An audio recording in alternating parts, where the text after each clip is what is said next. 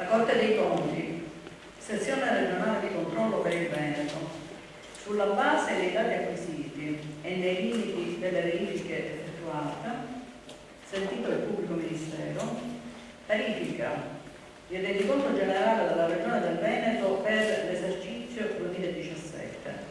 La Corte dei Conti ha espresso un giudizio positivo sul rendiconto generale dello scorso anno della Regione Veneto. Possiamo dire che abbiamo il certificato, abbiamo passato l'esame, quello più importante, e quindi i cittadini sanno che abbiamo governato bene, abbiamo gestito bene i 14 miliardi e 200 milioni della Regione anche nel 2017 e la Corte dei Conti ci ha dato il parere positivo.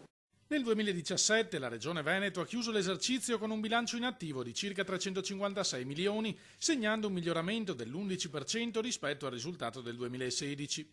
La voce più consistente, circa 9 miliardi, riguarda i trasferimenti alle ULSS per la gestione della sanità regionale. Rilievi dalla Corte sono arrivati sull'inclusione nel capitolo sanitario anche dell'Istituto Zooprofilattico e dell'ARPAV. La magistratura contabile ha però messo in luce il lavoro sempre migliorativo dell'ente. Resta il nodo dei project financing stipulati dalle precedenti amministrazioni.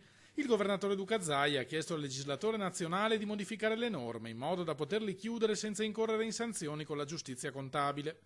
Un'altra richiesta riguarda le alienazioni dello sterminato patrimonio immobiliare della Regione estraneo alle attività proprie dell'ente.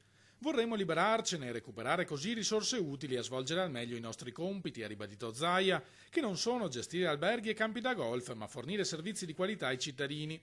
Purtroppo le vendite sono rese complicate da una burocrazia davvero eccessiva.